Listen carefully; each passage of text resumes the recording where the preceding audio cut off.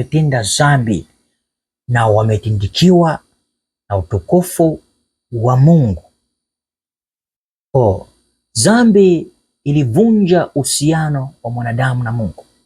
Kwa dhambi inavunja uhusiano wa mwanadamu na Mungu, lakini Mungu hakumwacha mwanadamu. Katika hiyo dhambi ambayo mwanadamu alifanya, ndimo mkazaliwa neema ya wokovu. Kwa hiyo baada ya yule mwanadamu kutenda dhambi, ndipo ndani ya dhambi ukaja kuzaliwa wokovu. Ndipo Mungu akaleta sasa wokovu, kwa sababu wote wametenda dhambi. Inamaanisha kwamba wote wamepotea, wote wamepotoka. Kwa rehema za Mungu ilibidi alete wokovu, neema ya wokovu, ili awarejeshe tena wale wote waliotenda dhambi. Haleluya! Bwana atuwezeshe sana, mtu wa Mungu.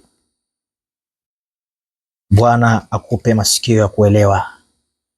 Hilo ni jambo la 5. Unaweza ukasoma nami katika Yohana Mtakatifu. Yes, kitabu cha Yohana sura yake ya 3 aya yake ya 16, ambapo neno hili linatuambiaje?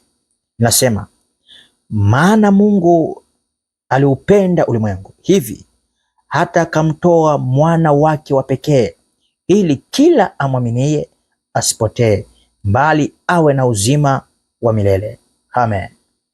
Kwa hiyo baada ya yule aliyetenda dhambi, ndipo Mungu akaamua kumtuma mwanaye wa pekee kwa ajili ya kuleta wokovu.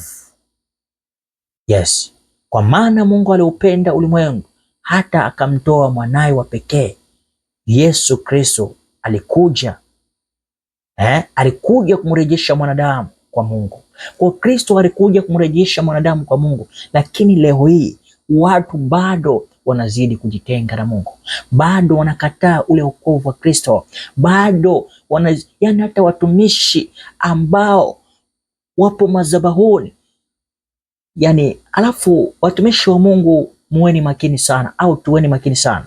Maandiko yanazungumza katika Galatia, yanasema kwamba enyi wa Galatia, ni nani aliyewaroga? Kwa sababu baada ya kuanza na roho, mnataka kukamilisha katika mwili, au mnataka kumaliza katika mwili. Wapo watumishi ambao wanaanza vizuri, mwisho wa siku wanaanza kumaliza katika mwili, wanaanza kupotosha.